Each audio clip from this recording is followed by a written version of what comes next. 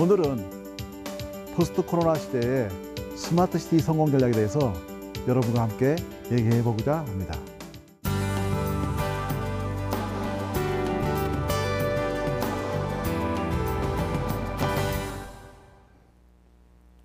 안녕하십니까. 코로나 사태 이후에 스마트 시티 성공 전략에 대해서 여러분과 함께 알아보기로 하겠습니다. 스마트 시티란 곧 도시에 IT를 입히고 거기에 빅데이터와 인공지능을 통해서 각종의 도시 문제를 해결하는 삶의 질을 개선할 수 있는 최선의 도시 모델을 스마트 시티라 말할 수가 있습니다. 스마트 시티에 관련 키워드를 보게 되면 에너지라든가 도시, 또 목표, 정보, 시장, 그 다음에 빅데이터, 4차 산업, 자동차, 택배, 무인 자동차, 자율자동차 등이 있습니다.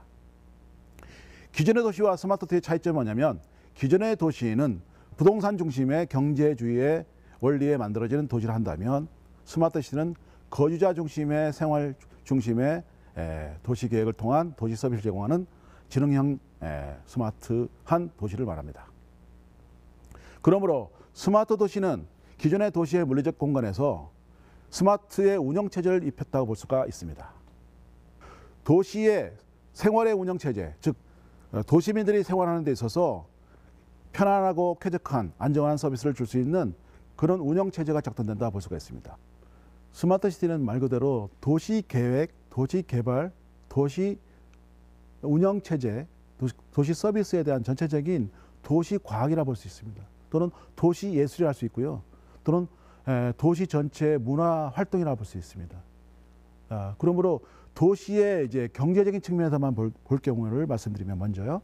도시 경제적 측면을 봤을 때는 결국에는 말씀드리면 부동산 개발의 측면에서 부동산에 대한 가치를 올리는 방법이 첫 번째가 있겠습니다. 그 말해서 용도지역이라는 게 있어서 건폐율과 용적률을 올리면 그 또한 이제 경제적 효과가 일어날 수가 있겠죠.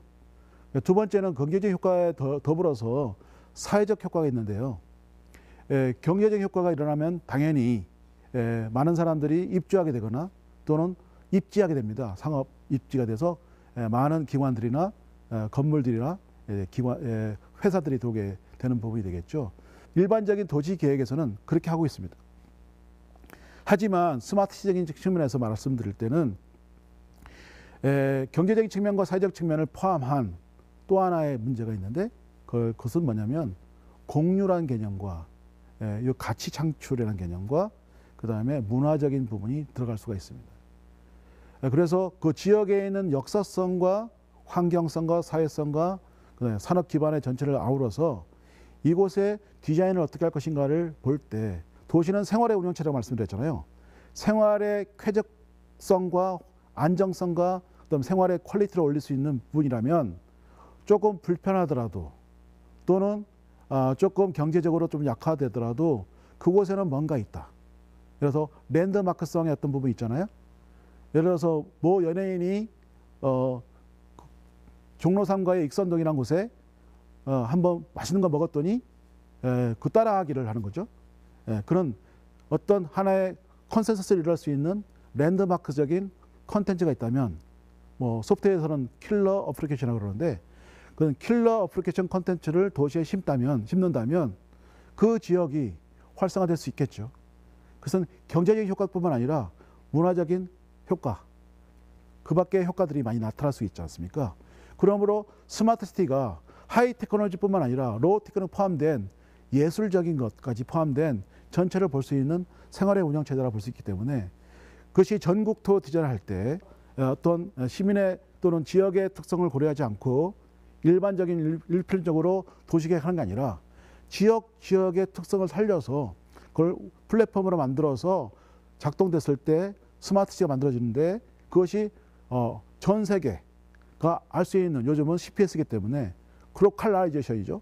지역성이 체계화를 시킬 수 있는 글로컬라이제이션을 이룰 수 있는 플랫폼으로 스마트 시티가 있기 때문에 앞으로는 모든 도시에 지역의 균형 발전도 분명 중요합니다만은 균형 이전에 공평한 게임을 할 수 있도록 하는 스마트 시티가 앞으로 중요하고 그것이 지역 경제를 살리고 문화를 활성화시키는데 중요한 요소가 될 수 있다. 그러므로 도시계획가나 또는 스마트시티 전문가가 또는 시민이 같이 계획하고 수립하고 구현하고 실행하고 관리 운영하는 전체 사이클이 같이 작동됐을 때 진정한 도시계획과 도시개발이 이루어진다고 볼 수가 있겠습니다.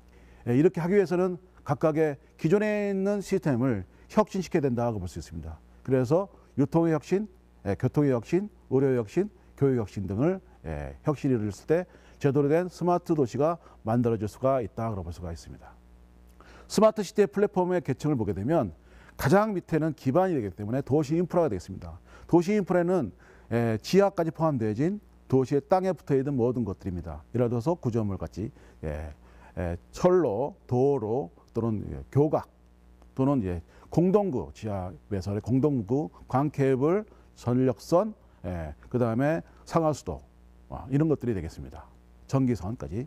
인프라 위에 올려지는 각각의 시설물이 있는데 그걸 FMS라고 그러는데 시설물 관리라고 하는데 각각의 건물들이 올라가지고 그 위에 전선이 올라가지고 얘는 그걸 움직일 수 있는 데이터가 있어야 되겠죠. 그래서 IoT 빅데이터라는 개념으로 인터넷, 사물 인터넷과 빅데이터가 도시 기반을 운영하는 것이 되겠죠. 그리고 각각의 주인공은 즉 도시민이기 때문에 그 도시민을 대상으로 한 서비스. 그래서 인프라, 데이터, 서비스라는 3대 계층 구조가 전체를 이루어졌을 때 도시 플랫폼이 구성될 수 있다라고 볼 수가 있습니다. 선진국 유럽형 같은 경우는 민간 주도의 삶의 질 향상을 위한 것과 또 민간 주도로 산업 관련으로 같이 묶어서 갈 수 있는 부분으로서 데이터와 플랫폼 중심의 다양한 솔루션을 제공하는 민간 협 거버넌스 중심의 스마트 시티가 제공되고 있었다고 볼 수가 있고요. 아시아는 그에 비해서 도시 문제 해결을 중심으로 한 국가가 중심으로 한 공공주도의 정책 추진으로 스마트 시티를 추진해 왔다는 두 가지의 구분이 될 수가 있다고 볼 수 있습니다. 먼저 싱가포르 같은 경우는 스마트 네이션 같은 개념으로 아예 국가가 전체적으로 국가 비전을 제시해서 정부 주도적으로 총리 직속으로 조직을 만들어서 진행되고 있었고요. 바르셀로나 같은 경우는 ICT 기업들이 하나의 단지를 만들어서 직접 클러스터를 만들어서 단지 조성을 해서 아예 스마트 시티의 전체 단지로 진행되고 있었다는 것을 볼 수 있고요. 중국은 아예 2020년까지 500개 스마트 시티를 지혜도시라고 해서 약 164조 원을 투자해서 지금 진행되고 있다고 볼 수 있습니다. 미국은 스마트 시티 이니셔티브라는 것을 선언해서 R&D와 또 각각의 국가가 아닌 민간이 참여할 수 있는 경쟁 공모 방식으로 지자체가 지원하고 국가가 협력해서 스마트 시티를 챌린지 사업을 하고 있다고 볼 수가 있고요. 스마트 시티 국내 추진 상황은 각각 기관들이 봤을 때도 많은 투자들이 많은 발전의 도시에 스마트 시티가 채택되고 있다고 볼 수가 있습니다. 그리고 지금 현재 정부의 추진 전략이 도시 성장적인 단계별로 접근이 했다면 제2 전략은 도시의 밸류업을 할 수 있는 것, 각 지역에 있는 베니큘러 디자인, 도시의 특성을 살 수 있는 디자인이라든가 또는 이제 유니버셜 디자인, 세계화 전략을 가지고 지역의 상품을 세계화시킬 수 있는 전략, 도시의 가치를 높이는 맞춤형 기술을 접목시키는 것이 있고요. 여기는 도시 재생의 하나의 그 기법이 같이 접목되는 부분이 되겠습니다.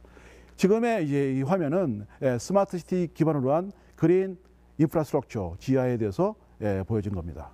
우리가 녹지율이라는 게 있습니다. 우리 도시에는 아스팔트 회색지대가 많지만 거기에 공원 녹지라든가 가로수라든가 그 밖에 수변 지역들이 있는데 거기는 또 도시농업이 최근에 많이 스마트팜 개념으로 도시농업도 들어와 있죠. 그런 부분을 좀 더 활용해서 전략적으로 도시의 가치를 높이고 자연과 친화하는 좀 언택트 시대이기 때문에 더욱더 GI에 기반으로 한 도시계획, 스마트 시티와 그린 인프라의 만남이 앞으로 많이 형성될 것이라고 볼 수가 있습니다.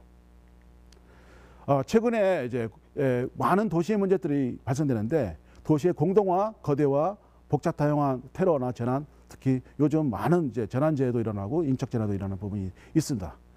이런 부분을 해결할 수 있는 방법이 필요한데요. 스마트시티 공유 경제 플랫폼과 그리고 스마트시티 빅데이터 분석 센터가 만들어질 필요가 있다고 볼 수가 있고요. 2018년도 대전에 이 설치된 사례를 보게 되면 112와 119를 연계해서 이 통합운영센터를 운영하는데 특히 112를 연계했을 때 범죄 검거율이 68.3%에서 2018년도에는 79.9%로 도시의 가장 중요한 범죄 예방에 굉장히 중요한 역할을 우리 스마트 시티의 통합운영센터가 역할을 하고 있다고 볼 수가 있습니다.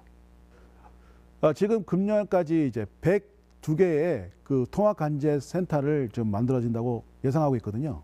그런데 이제 통합관제센터가 도시의 상하수도라든가 전기라든가 주차관리라든가 범죄 예방이라든가 CCTV를 통해서 센서가 올라오거나 등 다양한 이제 그 지역에 있는 그것들을 데이터를 빅데이터 올라와서 관리하고 제어하고 또는 지휘하고 통제하는 시스템을 거기에 집산한 곳이 이제 통합관제센터인데 거기는 소방관 공무원이나 경찰관이나 또는 이제 각각의 이해관계자가 그리고 또한 이제 공무원들이 들어와서 이제 관제를 하고 있는데 이 굉장히 중요한 이제 허브 역할하는 곳에 진정으로 이제 관제사가 있지만 관제사 자격증이 없습니다.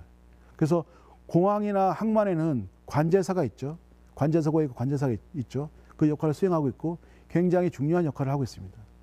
또한 그 마찬가지로 도시에도 지금 최근에는 각각 시별로 통합관제센터 또는 운영센터라는 개념으로 시 이름의 밑에 그 다음에 통합관제 또는 통합운영센터라는 개념으로 만들어져 있습니다. 또 만들어지고 있고요. 그런데 그분들이 저 현재 근무하고 있는 분들이 자격증이 없고 그냥 관제 역할을 하고 있습니다. 그래서 앞으로는 거기에 각각의 역량 강화를 위해서라도 각각 개인의 역량 강화와 집단 역량 강화를 위해서도 굉장히 중요하고 그다음에 시스템 또한 인공지능 빅데이터 분석할 수 있는 충분한 장비나 시스템과 솔루션이 작동돼야 되는데 그 또한 앞으로 굉장히 많은 부분과 노력이 필요한데 그러므로 명품 도시를 만들기 위해서는 거기에 CPU적인 그 자격증제가 필요하다. 또한 통합관제센터뿐만 아니라 시민들 또한 운전면허증처럼 운전면허는 이제 자동차를 운전하기 위한 운전면허증의 내용이지 않습니까? 근데 앞으로는 드론이라든가 그 밖에 시설의 지능형 시설에 들어오거나 공간에 들어올 때 스마트한 공간에 스마트한 도시에 시민으로서 역할을 하기 위해서는 또한 시민들에 대한 역량을 위한 각각의 필요한 역량 강화를 위한 자격증이라든가 그 밖에 훈련이라든가 교육 시스템이 같이 평생교육으로 같이 작동됐을 때 진정한 스마트 시티가 작동된다. 즉 말해서 공급자와 수요자가 같이 어울릴 수 있는 진정한 스마트 시티가 완성된다라고 볼 수가 있겠습니다. 스마트 시티라 쓰고 클리셰 깨기라고 읽는다. 기존에 있는 이미 만들어진 기성품처럼 진부한 표현 또는 대체적으로 상식이라고 생각하는 공통적인 경향을 가리치는 말을 클리셰라고 합니다. 즉 말해서 이런 관습, 관행, 기성 이런 것들을 깨는 클리셰 깨기라고 읽는다고 말할 수 있습니다. 사람들은 완전한 새로운 걸 얘기하고 원하는 게 아닙니다. 그들이 잘 알고 있고 친숙한 이야기가 조금만 다르게 보여지기를 원하는 겁니다. 피카소가 굉장히 추상파라고 하지만 젊었을 때는 굉장히 현실파라고 합니다. 그가 말하기를 법칙을 깨뜨리기 위해서는 먼저 법칙이 무엇인가를 알아야 한다고 말했습니다. 즉 말해서 우리 스마트 시티는 백투 더 베이직, 원칙에 기반을 둔 클리셰 깨기가 필요하다고 볼 수가 있습니다. 자, 스마트 시티 공유 운영 체제에 말씀드리겠습니다. 공유지의 비극. 게릿 하딘이 1968년 11월 13일자 사이언스지에 공유지의 비극이라는 말이 있습니다. 제목으로 논문이 낸 적이 있습니다. 이 공유지의 비극은 공유지에 산 뒤에 뒷산이 있었는데 목장주가 약속되지 않고 자기의 목장지처럼 마음껏 이제 목초를 양들이나 소들이 먹게 되면 민둥산이 될 수밖에 없는 그 공유지의 비극이 일어난다는 개념이 되겠습니다. 이것으로 노벨 경제학상을 받았는데 이것을 해결할 수 있는 방법은 공유지의 희구로 만들어야 된다. 즉 말해서 도시의 관리 체계가 작동돼야 된다. 그래서 시간대별로 그 목초 지역을 정해서 먹고 나와서 다음에 목장주가 가고 하는 그런 시스템이 만들어야 된다. 즉 말해서 공유지의 플랫폼, 스마트 시티 같은 것이 필요하다고 증명했던 논문이 있었습니다. 스마트 시티의 가장 중요한 부분에 빛과 그림자가 있는데요. 우리가 아무리 좋은 시스템, 스마트 기술과 스마트 정책과 스마트 서비스를 작동되더라도 우리가 코브라 효과가 있을 수 있는 경우도 있다고 볼 수 있습니다. 과거 영국 지배하에 있는 인도에서 코브라가 굉장히 만연되고 인명피해가 많았을 때 영국 정부에서는 인도 주민들에게 보상금제를 줘서 코브라를 잡았을 경우에는 보상금으로 세금으로 처리해 주겠다고 했습니다. 처음에는 많은 인도 사람들이 주민들이 코브라를 많이 잡아왔습니다.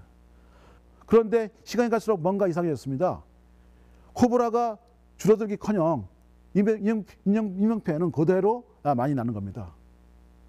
왜 그런가 봤더니 그 주민들이 코브라를 사육하고 있었던 겁니다. 그래서 정부가 더 이상 보상금을 줄 수 없다. 코브라를 갖고 와도 보상을 줄 수 없다 했기 때문에 그 주민들은 화가 나서 풀어버렸습니다. 일반 공간에다가. 그리고 오히려 더 많은 인명피해가 발생되고 코브라는 굉장히 많아지는 그런 코브라 효과가 일어났다. 그것이 바로 이제 코브라 효과라고 말할 수 있습니다. 우리가 아무리 많은 기술, 좋은 기술, 하이 테크놀로지, 인공지능 있지만 오히려 이것이 해가 되고 제대로 작동되지 않거나 또는 시민들의 의식이 없거나 그 기술과 정책에 못 따라갔을 때는 역현상이 일어날 수 있는 코브라 효과도 우리가 관가해서는 안 된다라고 볼 수가 있겠습니다. know what, know how가 있지만 앞으로는 know why까지 생각해서 무엇을 만들고 어떻게 만드는 것도 중요하지만 왜 만들어야 되는지 스마트 시티가 왜 필요한지에 대한 부분을 우리가 답을 찾을 필요가 있다. 그중에는 반드시 답이 있다고 볼 수가 있고요. 그중 하나가 에어비앤비라든가 우버택시 같은 공유경제 같은 개념의 새로운 공유경제 도시 플랫폼이 스마트 시티에 필요한 부분이 아닌가라고 생각할 수가 있겠습니다. 무엇보다 코로나의 사태에 있어서 앞으로는 안전이 굉장히 강조가 됩니다. 안전을 위해서는 스마트 시티 안전을 위해서는 첫 번째는 법제적인 법률 제정과 그다음에 행정적인 부분과 그걸 통해서 산업화시키는 산업 생태계가 이루어질 수 있는 부분이 중요하고요. 그다음에 우리가 정보가 난무하는데 인포데믹에 대한 부분도 재난 유형에 포함시켜서 정보의 홍수, 가짜뉴스 홍수가 일어나지 않도록 하는 부분에 정제적인 부분이 필요하고 그에 대한 안전훈련과 재난 안전 시스템이 구축이 필요하다. 무엇보다 중요한 것은 빅데이터 기반의 통합 관제가 될 수 있는 리얼타임 대응할 수 있는 통합 관제 시스템이 꼭 필요하다. 그걸 말씀드리고 싶습니다. 우리가 컴퓨터 윈도우가 3.0에서 8, 10으로 올라간 것처럼 스마트 시티 또한 지금은 1.0 버전, 2.0 버전에 지나지 않습니다. 앞으로는 3.0, 4.0 쭉 올라와서 앞으로 계속적으로 진화하는 스마트 시티가 되어야 된다고 볼 수 있습니다. 그런 측면에서 각각의 도시가 갖고 있는 지역을 특성을 잘 살려서 거기에 맞춤형 스마트 시티를 만들어줘야 되고 도시에 살고 있는 사람들이 생활 공간에서 생활하는 일에 있어서 문제 없도록 잘 서비스가 작동돼서 원활하게 일을 할 수 있도록 도시민들이 편안하게 쾌적한 환경을 속에서 쾌적한 서비스, 적정한 기술과 적정한 솔루션을 통해서 그런 생활의 운영 체제가 앞으로 필수적인 요소고요. 필수 과목이고 그것이 앞으로 도시에 하나하나씩 올라가는 한 발 한 발, 한 층 한 층 올라가는 그런 형태의 스마트 시티가 이루어져야 된다. 크게 보지 말고 조금씩 우리 지역에 우리 공간에 그런 형태로 단계별로 진행될 수 있다는 부분으로 법과 정책과 사업이 진행될 수 있도록 해야 된다는 게 저의 생각이고 앞으로는 스마트 시티즌에 대한 의식, 스마트 시티즌의 역량이 갖춰질 수 있는 그런 새로운 개념의 스마트 시티가 만들어질 때 새로운 개념의 새로운 의식이 스마트 시티즌도 시민의식도 또는 시민의 역량 또한 필요하다라고 말할 수가 있겠습니다. 감사합니다.